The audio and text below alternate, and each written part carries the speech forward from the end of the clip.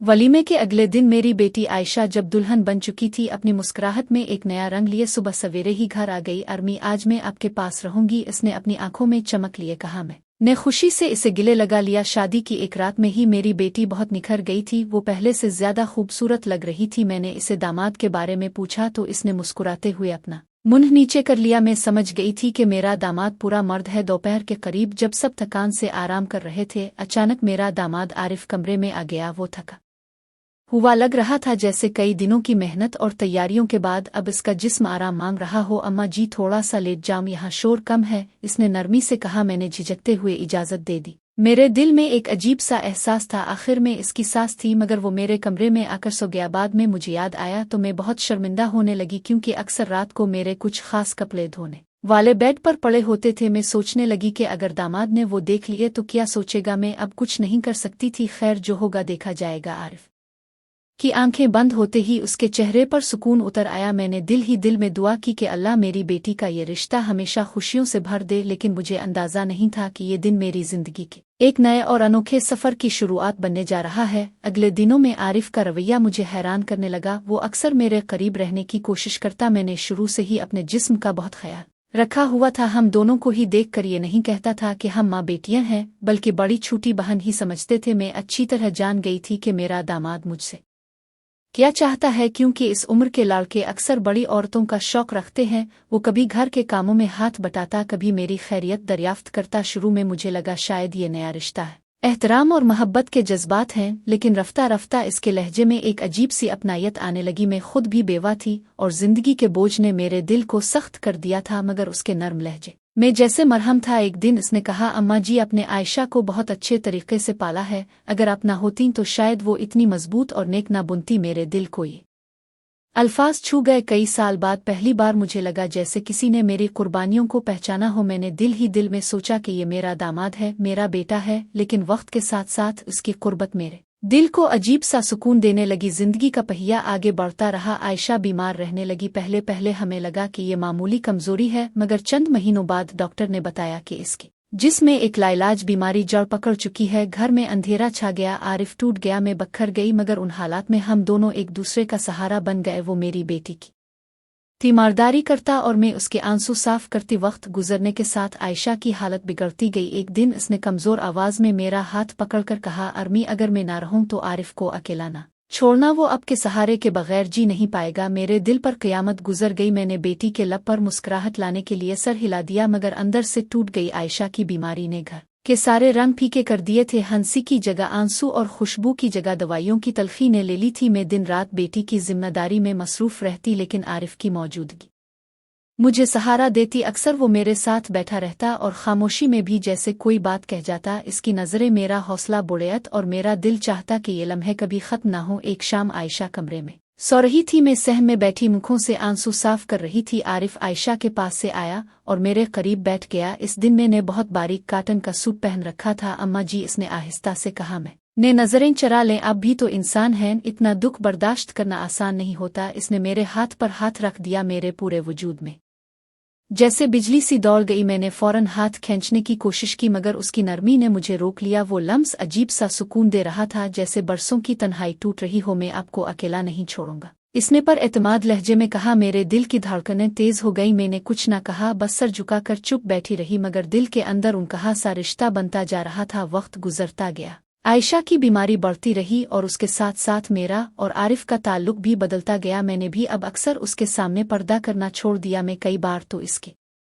सामने बना दोपट्टे की ही चली जाती। अब वो मुझे सिर्फ सास नहीं कहता था, बल्कि अक्सर नर्म लहजे में अम्मी जान कहकर मुखातिब करता। इस लफ्ज़ में माँ की मोहब्बत भी थी और दिल की अपनायत भी। अक्सर वो छोटे छोटे काम कर देता, जैसे पानी ला देना, दरवाजे पर चादर टांग देना ताकि धूप मुझ पर न पड़े। मैं उसके उन इशारों को नज़रअंदाज करने की कोशिश करती, मगर दिल मानता नहीं था। एक दिन वो मेरे करीब आकर खड़ा हुआ और बोला, अम्मा जी, आप थक गई हैं, मैं चाहता हूँ कि आप कुछ देर आराम कर लें। इसकी आंखों में फिक्र थी, मगर इस फिक्र में छपी मोहब्बत मेरे दिल को छू गई। मैंने बेइख्तियार उसकी तरफ देखा। हमारी नजरें मिले और कुछ लम्हों के लिए वक्त थम गया। अचानक आयशा की खांसने की आवाज ने हमें चौंका दिया। हम दोनों ने फौरन नजरें झुका ले और अपने अपने दिलों की धड़कनें छुपाने लगे। महीनों बाद वो दिन आया जब डॉक्टरों ने हाथ उठा दिए। आयशा की जिंदगी के दिन गिने जा चुके थे। मेरी बेटी मेरे सीने से लगी आखिरी सांसें ले रही थी। अरमी इसने बड़ी मुश्किल से कहा, अगर मैं चली जाऊं तो आरिफ को तन्हा मत छोड़ना, वो आपके सहारे के बगैर टूट जाएगा। मेरे आंसू रुकने का नाम नहीं ले रहे थे। मैंने इसके लबों पर बोसा दिया और आयशा से कहा, बेटी तुम फिक्र ना करो, मैं इसका ख्याल रखूंगी। चंद लम्हों बाद आयशा की सांसें रुक गईं, कमरे में मौत की खामोशी छा गई। दिन हफ्तों में बदल गए। आरिफ बिल्कुल खामोश हो गया। मैं उसके करीब रहती, उसके दिल को संभालती, लेकिन सच ये था कि मेरा अपना दिल भी इसी का सहारा ढूंढ रहा था। गांव के लोग बातें करने लगे, बेवा सास और जवान दामाद का एक ही घर में रहना ठीक नहीं। ये जुमले मुझे काटने लगे, मगर हकीकत ये थी कि हम दोनों एक दूसरे के बगैर जी नहीं सकते थे। आखिर एक दिन खानदान के बुजुर्गों ने फैसला सुनाया, बेटी अब इस दुनिया में नहीं रही, मगर दामाद को यूं अकेला छोड़ देना जुल्म होगा। बेहतर है कि निकाह हो जाए ताकि दोनों इज्जत से रह सके। आरिफ ने नजरें झुकाकर मेरी तरफ देखा। इसकी आंखों में एहतराम भी था और एक उनकही मोहब्बत भी। मैंने दिल ही दिल में बेटी को याद किया और आहिस्ता से सर झुका दिया। यूं हम दोनों एक ऐसे रिश्ते में बंध गए जिसे इब्तिदा में तकदीर ने और आखिर में मुआशरे ने कबूल कर लिया। निकाह के दिन मेरा दिल अजीब कैफियत में था। एक तरफ बेटी की याद दिल को चीर रही थी, दूसरी तरफ किस्मत ने मुझे ऐसे मोड़ पर ला खड़ा किया था जहां मैंने सोचा भी ना था। आरिफ खामोश बैठा था, उसके चेहरे पर दुख भी था मगर आंखों में एक सुकून भी, जैसे बरसों बाद इसे पनाह मिली हो। मौलवी साहब ने निकाह के कलमात पढ़वाए, में ने कांपते हाथों के साथ कबूल कहा और यूं मैं अपनी बेटी के शौहर की बीवी बन गई। ये जुमला ही कितना अजीब था, मगर यही हकीकत थी। निकाह के बाद गांव में बातें और तेज हो गईं। कोई कहता ये कैसा रिश्ता है, कोई तंज करता। मैं हर तंज बर्दाश्त कर लेती, मगर जब ये बातें आरिफ के कानों तक पहुंचती तो वो तड़प उठता। अम्मा जी आप परेशान ना हुई, लोग क्या जाने कि हमने कुन हालात में यह कदम उठाया। इसने तसल्ली देते हुए कहा। मैं इसकी बात सुनकर सोचती ये रिश्ता वाकई महज जरूरत का था। दिल के अंदर छपी मोहब्बत का दिन गुजरते गए। आरिफ मेरे साथ ज्यादा वक्त गुजारने लगा। कभी सहन में चारपाई डालकर बैठ जाते, कभी रात को छत पर खामोश आसमान को देखते। एक रात इसने धीरे से कहा, अम्मा जी नहीं, अब सिर्फ अम्मा जी नहीं रहे, अब मेरा सब कुछ है। अब के बगैर मेरा वजूद अधूरा है। मेरे दिल में तूफान बरपा हो गया। मैंने नजरें झुका ले, मगर दिल के किसी कोने में सुकून उतर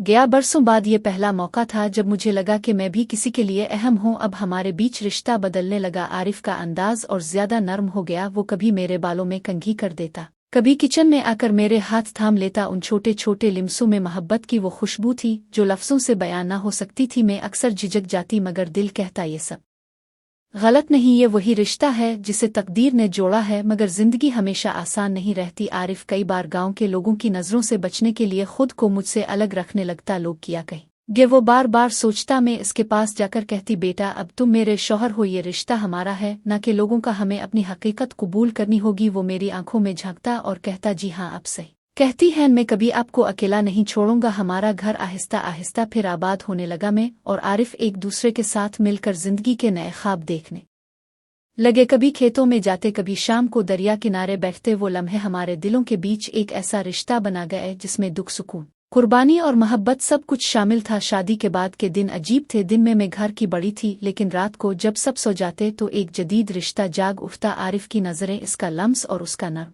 लहजा मुझे एहसास दिलाता कि मैं अब सिर्फ सास नहीं रही बल्कि इसकी शरीक हयात हूँ। अक्सर वो मेरे करीब बैठकर आहिस्ता से कहता, मैंने सोचा भी ना था कि जिंदगी मुझे इस मोड़ पर ले आएगी, लेकिन जो सुकून मुझे आपके पास है वो कहीं और नहीं। मैं सुनकर खामोश रहती, मगर दिल में एक नर्म लहर दौड़ जाती। बेटी की याद भी साथ रहती, मगर आरिफ की मोहब्बत दिल के जख्मों पर मरहम रख देती। गांव वाले हमें आसानी से जीने नहीं देते थे। औरतें दरवाजे पर खड़ी होकर सरगोशियां करती, मर्द चौक पर बातें बनाते। ये रिश्ता कभी इज्जत नहीं पा सकेगा। सास ने बेटी के बाद दामाद को बांध लिया है। ये अल्फाज आग की तरह मेरे दिल को जलाते। एक रात मैंने आरिफ से कहा, शायद हमने गलती की है, लोग कभी हमें कबूल नहीं करेंगे। आरिफ ने मेरा हाथ पकड़ा और मजबूत लहजे में कहा, हमने कोई गुनाह नहीं किया, ये निकाह अल्लाह के हुक्म से हुआ है। लोग चाहे कुछ भी कहीं, मैं आपके साथ खड़ा हूँ। इसकी बात ने मुझे एक नया हौसला दिया। एक शाम बारिश हो रही थी, आसमान पर गहरे बादल छाए थे। मैं सहन में बर्तन समेट रही थी कि आरिफ पीछे आ गया। बारिश की बूंदें मेरे चेहरे पर गिर रही थी। इसने आकर मेरा दोपट्टा मेरे सर पर डाल दिया और हल्की मुस्कुराहट के साथ बोला, अब आप मेरी अमानत हैं और आप पर कोई बोझ नहीं गिरने दूंगा। मेरे दिल की धड़कन तेज हो गई। मैंने नजरें झुका ले, मगर दिल के किसी कोने में ये एहसास गहरा होता जा रहा था कि यह मोहब्बत अब मेरे वजूद का हिस्सा बन चुकी है। रातों को हम अक्सर छत पर बैठ जाते। आरिफ सितारों की तरफ देखकर कहता, काश आयशा भी जिंदा होती तो हमें यूं देखकर खुश हो जाती। वो चाहती थी कि हम एक दूसरे का सहारा बने। ये सुनकर मेरी आंखें भर आती। मैं उसके कंधे पर सर रख देती। आरिफ का बाजू मेरे गिर्द हाइल हो जाता और इस लम्हे दुनिया की सारी तकालीफ जैसे मिट जाती। मगर जिंदगी हमेशा आसान नहीं रहती। गांव के चंद बुजुर्गों ने दबाव डाला कि हमें अलग रहना चाहिए, ये रिश्ता बरादरी के लिए शर्मिंदगी है। आरिफ ने सबके सामने कहा, मेरी बीवी है, मेरी इज्जत है, जो इसे कबूल नहीं करता वो मुझे भी कबूल न करे। इसके मजबूत लहजे ने सबको खामोश कर दिया। इस दिन मुझे एहसास हुआ कि आरिफ सिर्फ मेरा सहारा ही नहीं बल्कि मेरा मुहाफिज भी है।